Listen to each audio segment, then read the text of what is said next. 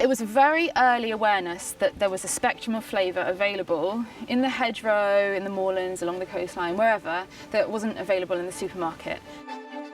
You know, as a chef, you're expected to butchery, fishmongery, all the techniques, pastry, you need to do it all, particularly when you're running your own restaurant.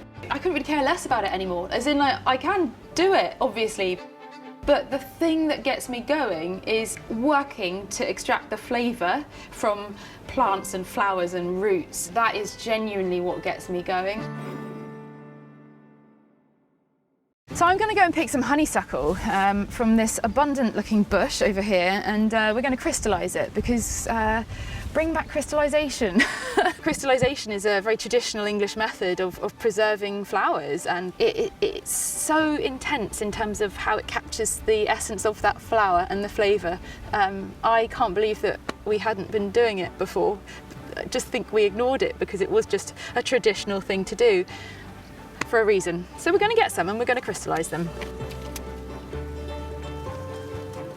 Honeysuckle smells amazing. I've just seen some ground ivy, which is one of my all-time favourite things to find ever. That's what makes foraging really cool, because you've just got to keep your eyes open all the time. It's got a very kind of earthy, sagey, woody, minty scent to it. I found that the best way to capture the essence of ground ivy is to infuse it in a vinegar, and it really carries through in that way. In folklore, this is a plant that's said to treat tinnitus, but I keep trying to convince people, I mean everyone, to find someone who's got tinnitus to be the guinea pig, but no one seems to trust me. I was gonna say, I'm a nightmare to be driving around, because I just constantly, I need to keep myself in check and just stop looking at the hedgerow. It opens your world up. Everything has potential, and you have to be aware that not everything's edible. For every plant that you learn, there's several potentially deadly lookalikes, you know, so it's really important to get it right. But when you start seeing it in this way, everything becomes a bit more of an adventure. So we're back at Lilac. We have brought our wild ingredients in, and we're going to process them to get them on the menu later. Starting with crystallisation for flowers for our dessert. We've got our honeysuckle, which, as we already know, smells amazing. We want to kind of cut off the ones that are open, and we're going to crystallise it so that we keep the shape and the structure and integrity of that flower. I've got egg whites in here with just a splash of water, and we're going to lightly kind of froth or foam them. I remember trying it when I was in my 20s, and I just did a terrible job at it. I don't know why. I think I was like, oh, in the egg white, and I'd chuck it in the sugar, then chuck it on a tray to dry out, and I thought, oh, well, this is average.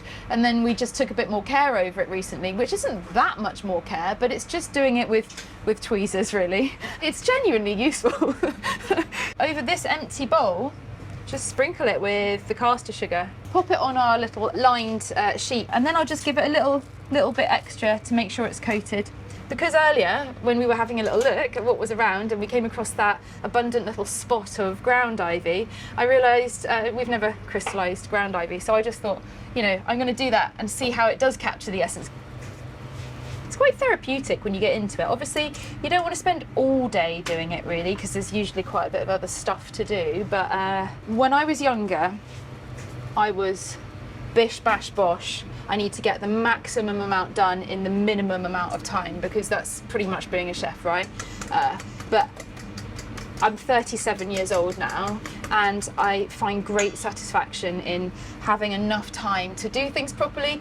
And doing something like this is very whimsical in so many ways. It's very silly, you know, that it doesn't translate to economic gain or financial gain in the restaurant or anything. So I'm going to take my crystallised flowers and put them in the dehydrator.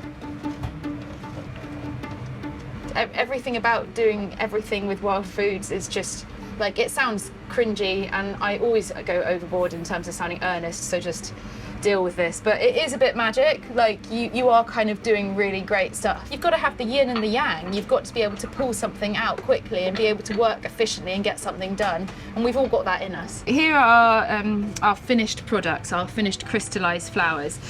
We've actually added them to a previous batch as well of some meadowsweet that we crystallised, but we didn't find any meadowsweet this morning because the season is sadly done. So we only have this preserved meadowsweet left to tell the tale.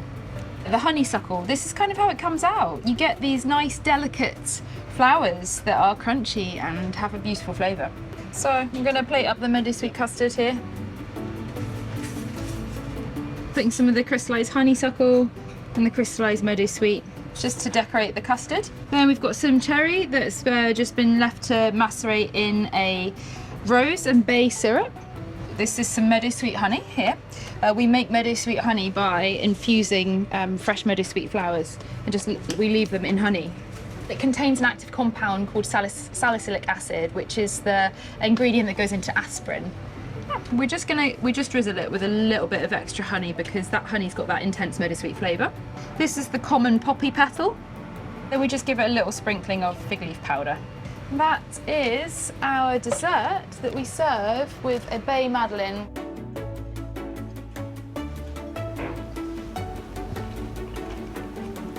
The crystallised flowers here are offering that tiny bit of crunch and they're cutting through the dish, but they also have a very intense flavour and it really is coming through. And I enjoy those punctuations of very intense flavour because, again, it's making you think and you really are getting to taste something that you're not going to taste in the supermarket.